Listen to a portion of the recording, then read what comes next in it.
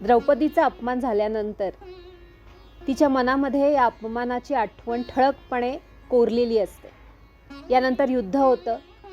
पांडव युद्ध जिंकतात, पण द्रौपदी मात्र हरलेली असते. यानंतर ती वनवासात जाते. तिथे ती दासी म्हणून राहते. तिथे कीचक तिला त्रास देतो. त्याचा वध भीम करतो. हे असे काही प्रसंग या कादंबरीमध्ये लिहिलेले आहेत. आणि द्रौपदीच्या मनामध्ये असणारा असंतोष मात्र लेखिकेने ठळकपणे प्रत्येक प्रसंगामध्ये व्यक्त केलेला आहे. द्रौपदी ही कधीच आनंदी नसते. युधिष्ठिरावरती ती रागावलेली असते. भीम तिला अनेक प्रसंगामध्ये साथ देतो, पण तरी सुद्धा तिचं मन भीमावरती जडलेलं नसतं. एका प्रसंगामध्ये तिला कर्ण भेटलेला या कादंबरीमध्ये दाखवलेला आहे. खरं तर खऱ्या महाभारतामध्ये असा कुठलाही प्रसंग नाही आहे, पण लेखिकेने द्रौपदी आणि कर्णाची भेट या कादंबरीमध्ये दाखवलेली आहे. कर्ण जेव्हा तिला भेटतो तेव्हा तो द्रौपदीला म्हणतो की तुझा अनादर मी आयुष्यामध्ये कधीच केला नाही.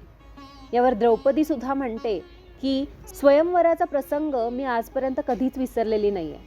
खरं तर तुला नाकारून मी फार मोठी चूक केली असं मला अनेक वेळा वाटलंय, पण आता वेळ निघून गेलेली असते आणि मागे परत फिरता येत नाही.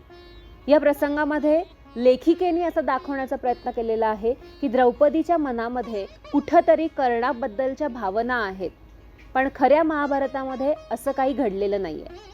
जेव्हा कौरव आणि पांडव यांचं युद्ध होतं, यामध्ये पांडव युद्ध जिंकतात. अश्वत्थामा द्रौपदीच्या 5ही मुलांना मारून टाकतो. यानंतरच्या प्रसंगामध्ये द्रौपदीने असं म्हणल्याचा उल्लेख आहे. ती म्हणते, माझा सूड पूर्ण झाला, पण माझं मन काही शांत झालेलं नाही. माझं आयुष्य हे अजूनही रिकामच आहे. यानंतर कादंबरीतली शेवटचा प्रसंग असा आहे, सगळेजण हिमालयाकडे जायला निघतात. द्रौपदी ही आधी जाते.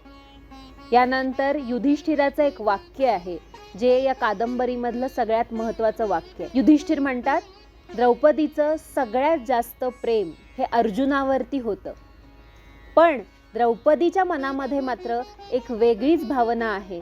द्रौपदी म्हणते, माझं प्रेम नक्की कुणावरती होतं हे सांगता येत नाही, पण मला असं वाटतंय की माझं प्रेम हे माझ्या मनातील भ्रमांवरती होतं असं म्हणावं लागेल का. हा तिच्या भ्रमांचा महाल कोसळतो. पत्नी, राणी, अपमानित स्त्री हे सगळे मागे पडतात आणि उरतो तो एक मुक्त आत्मा. अशा प्रकारे चित्रा बॅनर्जी दिवाकरुणी तिने द पॅलेस ऑफ इल्युजनमध्ये तिच्या मनातली द्रौपदी तिने खूप छान प्रकारे व्यक्त केलेली आहे.